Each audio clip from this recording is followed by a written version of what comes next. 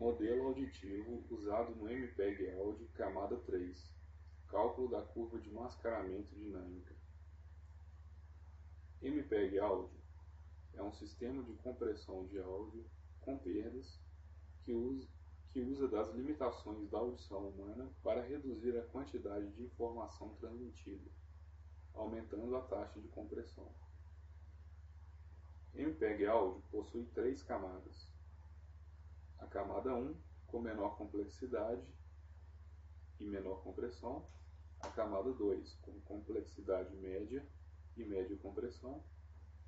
E a camada 3, mais conhecida como MP3, possui alta complexidade e com maior compressão. O modelo auditivo faz parte da codificação, do processo de codificação do MP3. O modelo recebe como entrada o sinal amostrado e retorna na saída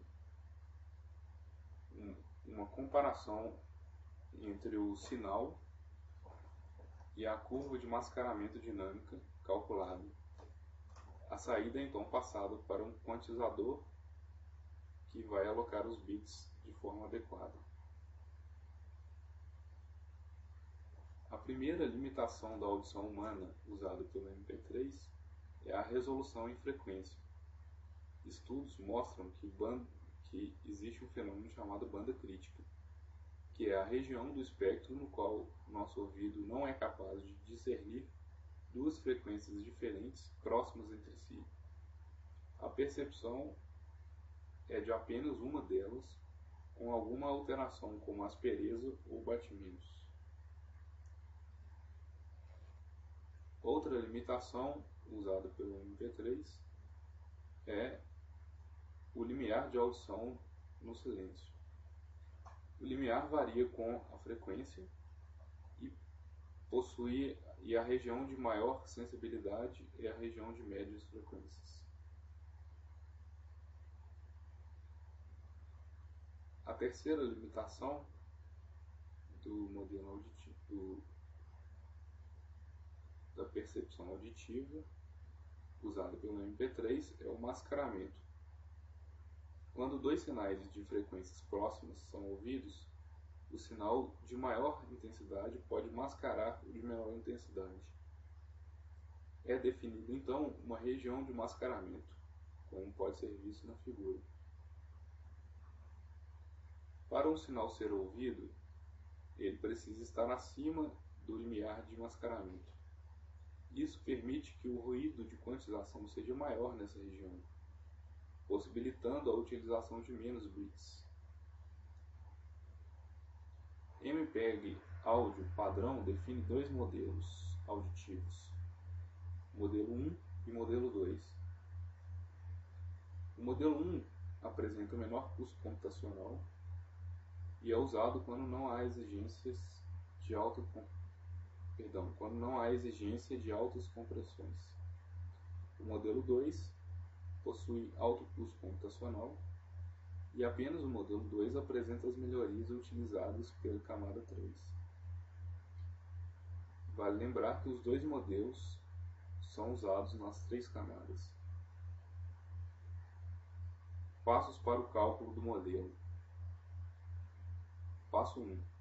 Converte as amostras para o domínio da frequência, usando DFT, do sinal janelado.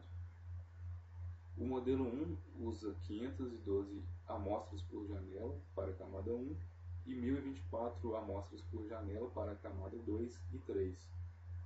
Já o modelo 2 usa uma janela de 1024 amostras e 2 cálculos por janela. O eixo da frequência é agrupado e representado em função de bandas críticas. Passo 2. Separa o espectro em componentes tonais e não tonais.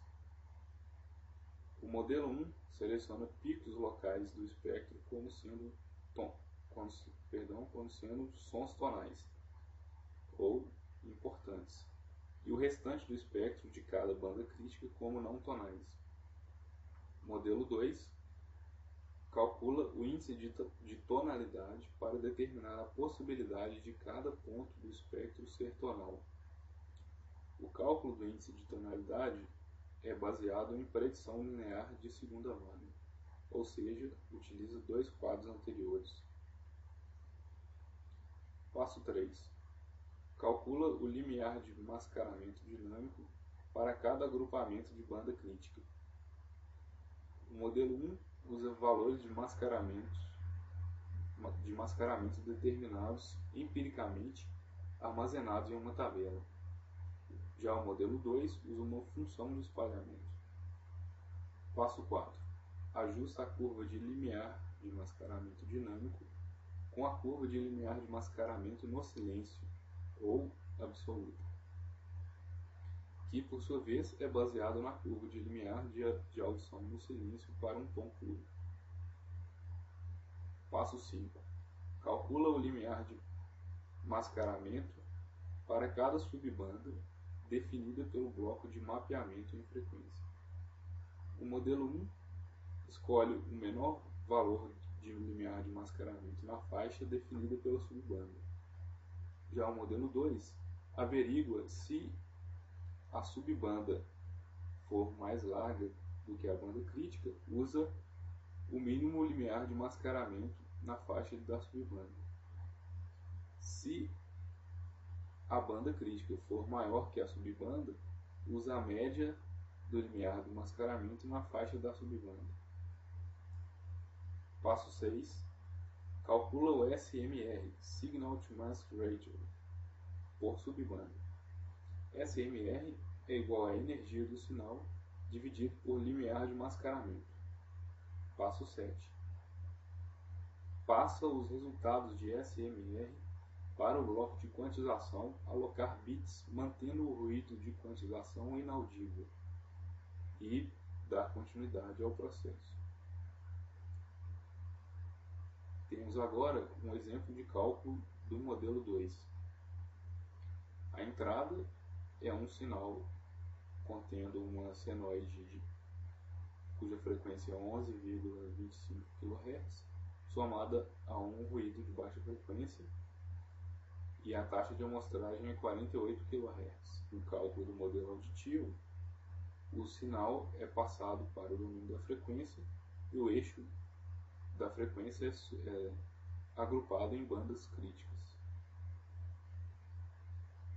O próximo passo é o cálculo da curva de mascaramento final, levando em conta o limiar absoluto.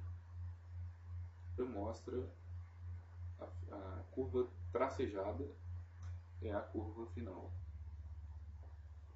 Os próximos passos são os passos 5 e 6, são o cálculo dos valores de SMR.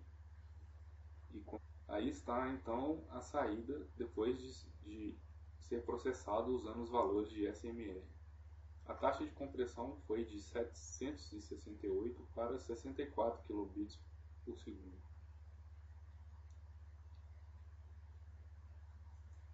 Aparece aí a entrada junto com a saída para comparações.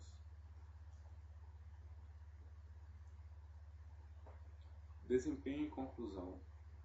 A camada 1 possui menor custo computacional, porém, taxas de alta fidelidade devem ser maior do que 128 kbps por segundo.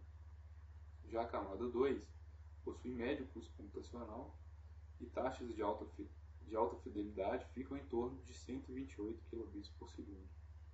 A camada 3, conhecida como MP3, apresenta melhorias no código auditivo, melhorias no modelo auditivo, acarretando em maior custo computacional, porém a redução das taxas de alta fidelidade são significativas, ficando em torno de 64 kbps por segundo.